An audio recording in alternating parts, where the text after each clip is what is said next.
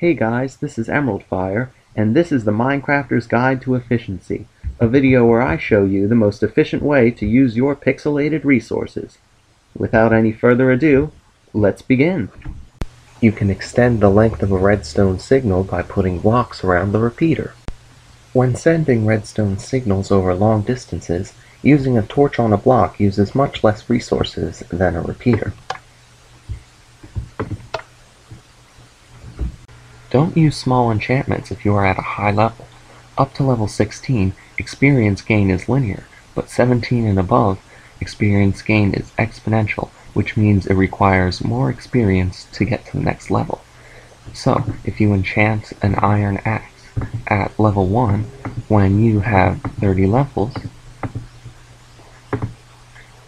it actually takes 59 experience points instead of 17 if you were on level 1.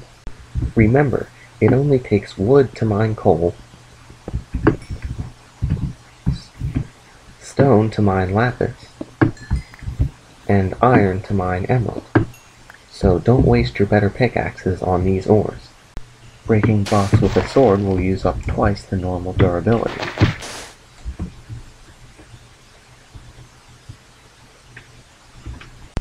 Killing mobs with tools is actually faster than killing them by hand, but it does take up double durability, so the sword is still the best option.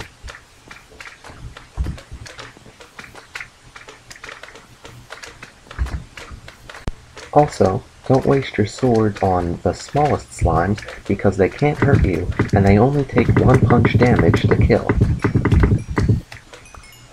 When lighting up flat ground, it is only necessary to place torches with 6 blocks in between each other so that mobs cannot spawn. This gives every block at ground level a light level of at least 8, and mobs need 7 or below to spawn. When branch mining, it is only necessary to place torches 12 blocks apart. You can use the BL value in the F3 menu to check the lighting level. However, because the BL value checks for the lighting level at the player's head and the torches are on the ground, you will need to add 1. If you have a new tool and a damage tool, don't use the damage tool first because it might break while you're fighting, and then you have to switch your inventory. That could be dangerous. Instead, use the new tool first, and when it's safe, you can combine them again in your inventory.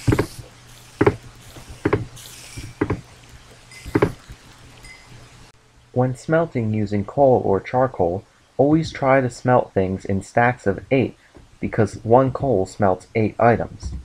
If you need to smelt smaller stacks, use saplings, which take 2 to burn 1 item. Wooden tools are also good for smelting, but make sure you get some use out of them first. They each smelt exactly 1 item. The most space-efficient way to farm sugarcane is by making a plus sign with water in the middle and tessellating it like this. It is a good idea to place a lily pad on the water so you can easily harvest the sugarcane and not fall into it. Also, sugarcane grows faster on sand than on dirt or grass, so you should use that as well.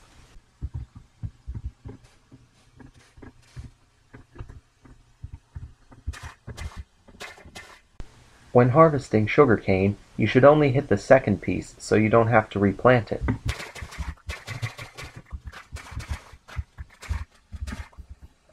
This formation is also good for farming melons and pumpkins because it gives them the most space to grow, and they will grow the fastest if they have the most space. Just put the stem where the water was in the sugarcane farm.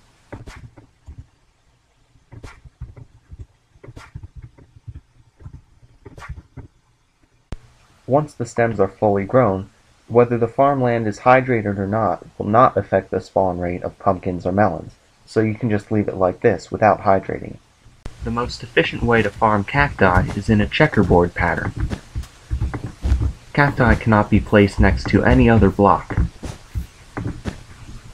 Unlike sugarcane, you should destroy the first block of the cactus when harvesting it, or else the drops might fall onto the cactus block and get destroyed.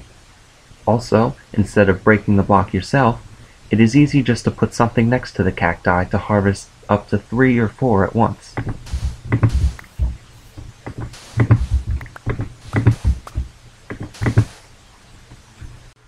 That's all for now.